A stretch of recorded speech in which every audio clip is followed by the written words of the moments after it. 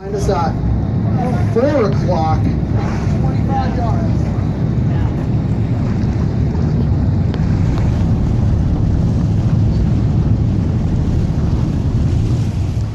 Somewhere at our 3 to 4 o'clock.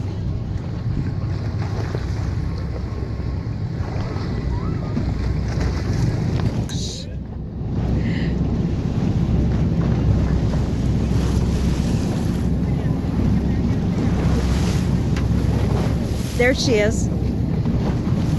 So it looks like Hancock has begun feeding again, so maybe she knew this school of fish was here. Who knows? It's hard to say, but she has certainly changed behaviors.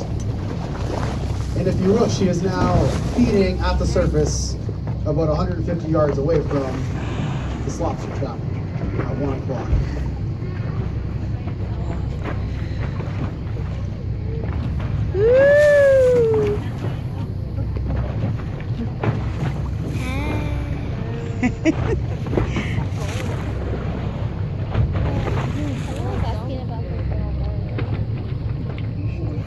So as everyone disembarks the boat today, when you get off, we will be handing out these really cool guys to you guys for free. They're put out by the Monterey Bay Aquarium.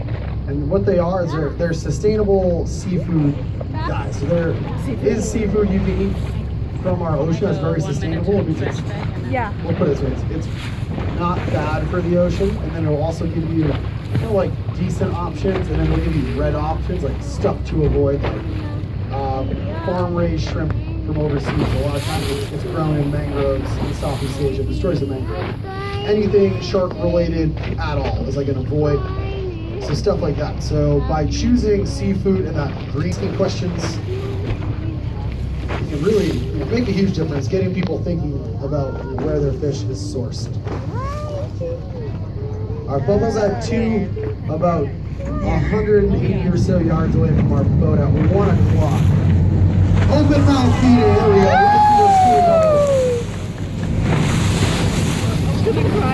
So what just happened is, Hancock goes underneath the school of fish.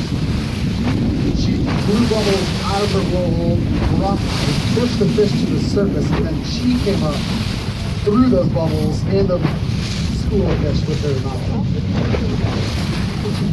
So bubbles are a tool that humpback whales use to feed on fish. Without question, it's a sign of their intelligence.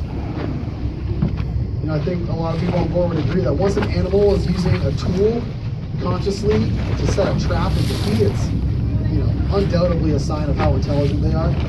And apparently bubble math to me or like Rubik's cubes. It's like they just cannot, they see bubbles and just freak out because it works for whales pretty well.